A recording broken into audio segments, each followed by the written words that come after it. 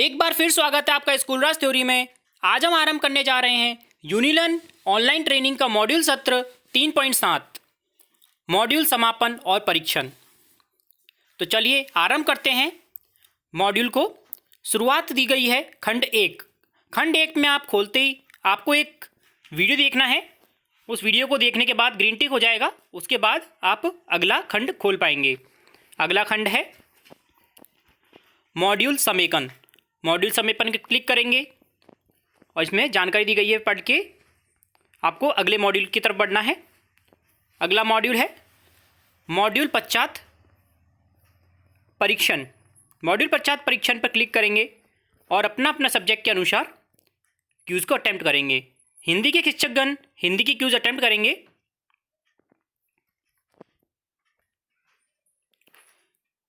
Queues खोल लेते हैं हम एक बार रिव्यू करके। प्रश्न 1 है, एनसीईआरटी द्वारा विकसित हिंदी भाषा की पाठ्यपुस्तकों के बारे में कौन सा कथन ठीक नहीं है? उत्तर होगा व्याकरण संबंधी कौशलों के विकास के लिए हर पाठ के साथ व्याकरण के नियम और उदाहरण दिए गए हैं। प्रश्न 2 है, हिंदी भाषा की पाठ्यपुस्तकों में मुख्य पाठ्य वस्तु के रूप में संकलित रचनाओं के शिक्षण के बारे में दिए गए सुझावों में से कौन सा सुझाव ठीक नहीं है? हर बच्चे से बारी बारी पाठ का सस्वर वाचन कराना। प्रश्न 3 है, हिंदी भाषा की पाठ्यपुस्तकों में विविध पाठों के साथ दिए गए अभ्यास प्रश्नों पर कार्य करने के लिए नीचे सुझाए गए तरीकों में से कौन सा सबसे बेहतर है? उत्तर होगा पाठ को छोटे समूह में या एकल पठन कराते हुए अभ्यास प्रश्नों पर चर्चा कराना और उनके उत्तर लिखवाना। प्रश्न 4 है, गैर डिजिटल सामग्री संसाधनों के शिक्षण के प्रयोग के बारे में दिए गए सुझावों में से कौन सा सुझाव आप बच्चों के सीखने की दृष्टि से सबसे उपयुक्त मानते हैं? उत्तर होगा बच्चों को एकल, जोड़े में या छोटे समूह में सामग्री के साथ विविध उपयोग या प्रयोग कराना। प्रश्न 5 है, हिंदी विषय के शिक्षण में गैर डिजिटल सामग्री संसाधनों की सूची में से आप किसको सबसे उपयुक्त मानते हो? विविध प्रकार की चार्ट, शब्द और चित्र कार्ड, शब्दकोश, विविध प्रकार के गीतों, कविताओं, कहानियों, लेखों, पत्रों, विविध प्रकार के फूल पत्तियों का संकलन। प्रश्न नंबर 6 है, पाठ्यपुस्तक में दिए गए क्यूआर कोड के उपयोग के लिए नीचे सुझाए गए तरीकों में से कौन सा तरीका ठीक बच्चों के सीखने की दृष्टि से सबसे उपयुक्त है?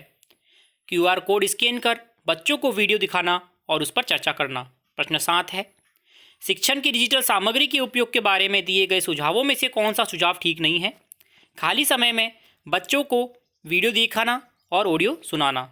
प्रश्न 8 है, हिंदी भाषा के शिक्षण के लिए भाषा किट पुस्तकालय के उपयोग करने का सबसे सही तरीका कौन सा है? बच्चों के लिए पुस्तकालय किट के उपयोग के लिए समय तय करना और उनको स्वयं एकल या छोटे समूह में उपयोग करने को कहना तथा उपयोग के बाद चर्चा और बातचीत कर प्रस्तुत करवाना। पढ़ते हैं अगले सब्जेक्ट की ओर। सामाजिक विज्ञान के शिक्षकगण सामाजिक विज्ञान पर क्लिक करेंगे और क्यूज को अटेम्प्ट करेंगे। प्रश्न 1 है, एनसीईआरटी द्वारा विकसित सामाजिक राजनीतिक जीवन विषय की पाठ्यपुस्तकों के बारे में कौन सा कथन ठीक है? पाठ के अंत में परिभाषाओं का सार संक्षिप्त दिया गया है। प्रश्न 2 है, सामाजिक विज्ञान विषय की पाठ्यपुस्तकों में से मुख्य पाठ्यवस्तु के रूप में संकलित रचनाओं के शिक्षण के बारे में दिए गए सुझावों में से कौन सा सुझाव ठीक नहीं है? पाठ के बीच में दिए गए प्रश्नों को घर से करके लाने को कहना। प्रश्न नंबर 3 है, सामाजिक विज्ञान विषय की पाठ्यवस्तु को कि विविध पाठों के साथ दिए गए अभ्यास प्रश्नों पर कार्य करने के लिए नीचे सुझाव तरीके दिए गए हैं। सबसे बेहतर कौन सा है? पाठ को छोटे समूह में या एकल पाठन कराते हुए अभ्यास प्रश्नों पर चर्चा करना और उनके उत्तर लिखवाना। प्रश्न 4 है, गैर डिजिटल सामग्री संसाधनों के शिक्षण के प्रयोग के बारे में दिए गए सुझावों में से कौन सा सुझाव आप बच्चों को सीखने की दृष्टि से सबसे उपयुक्त मानते हो? बच्चों को एकल, जोड़े में या छोटे समूह में सामग्री के साथ विविध उपयोग या प्रयोग कराना। प्रश्न 5 है, सामाजिक विज्ञान के विषय में शिक्षण के लिए पुस्तकालय के उपयोग का सबसे सही तरीका कौन सा होगा? विविध प्रकार के चार्ट, शब्दकोश, नक्शे, सूचियों, तालिकाओं, ग्लोब और एटलस।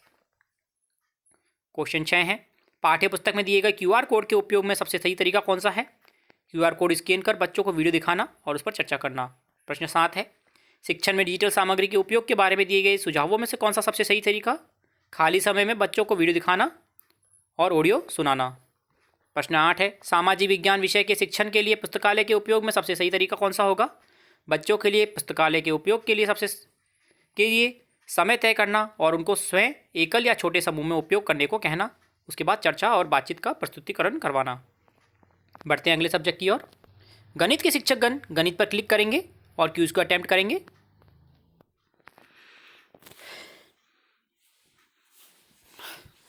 प्रश्न 1 है, एनसीईआरटी द्वारा विकसित गणित की पुस्तकों में से कौन सा कथन ठीक नहीं है?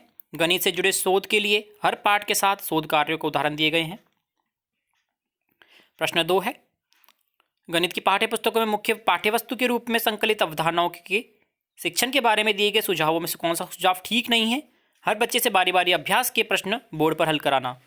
प्रश्न 3 है, गणित की पाठ्य पुस्तकों में विविध पाठों के साथ दिए गए अभ्यास प्रश्नों पर कार्य के लिए नीचे सुझाए गए तरीकों में से कौन सा सबसे बेहतर है? छोटे समूह में उदाहरण प्रश्नों और जुड़े प्रयोगों पर काम करने को कहना। प्रश्न 4 है, गैर डिजिटल सामग्री संसाधनों के शिक्षण के प्रयोग के बारे में दिए गए सुझावों में से कौन सा सुझाव आप बच्चों के लिए सीखने की दृष्टि से सबसे उपयुक्त मानते हैं? बच्चों को एकल, जोड़े या छोटे समूह सामग्री के साथ विविध उपयोग या प्रयोग कराना। प्रश्न 5 है, उत्तर होगा विविध प्रकार के फूल पत्तियों के संकलन, नक्शे, सूचियाँ, तालिकाएं, अखबार, कंचे, छोटी वस्तुएं, बड़ी वस्तुएं और लकड़ी के गुटके। प्रश्न 6 है, उत्तर होगा क्यूआर कोड कर बच्चों को वीडियो दिखाना और चर्चा करना। प्रश्न 7 है, उत्तर होगा खाली समय में बच्चों को वीडियो दिखाना और ऑडियो सुनाना। प्रश्न 8 है, उत्तर होगा बच्चों के लिए गणित किट पुस्तकालय के उपयोग के लिए समय तय करना, उनको स्वयं या एकल छोटे समूह में उपयोग करने को कहना तथा बाद में चर्चा और प्रस्तुतिकरण कराना। बढ़ते हैं अगले सब्जेक्ट की ओर। विज्ञान के शिक्षकगण विज्ञान पर क्लिक करेंगे और क्यूज को अटेम्प्ट करेंगे। प्रश्न 1 है, एनसीईआरटी द्वारा विकसित विज्ञान की पाठ्य पुस्तकों में से कौन सा कथन ठीक नहीं है? पाठ के अंत में सभी परिभाषाएं दी गई हैं।